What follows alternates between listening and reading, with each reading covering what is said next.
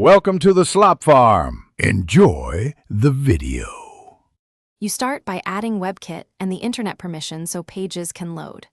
Once done, inflate or instantiate a web view in your layout XML or code and set an ID for reference. Then, in onCreate or onViewCreated, call FindView by ID to get the web view and prepare to configure it. This first step gets your app ready to host web content. It also prevents runtime permission surprises and missing dependency crashes when you try to load a URL. You now configure how the web view behaves. Enable JavaScript and DOM storage when needed, because many sites rely on them.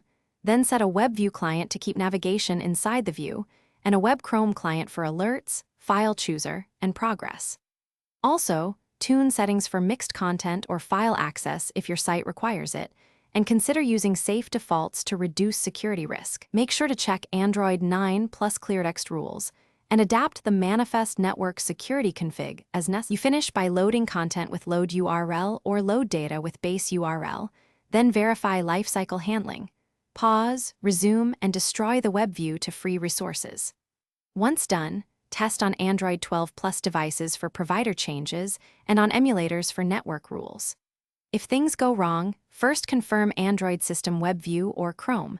The WebView provider is enabled and up to date. Make sure internet permission and cleartext policies match your content. And check the console via remote.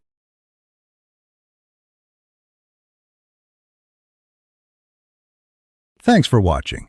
Consider subscribing if we helped you today.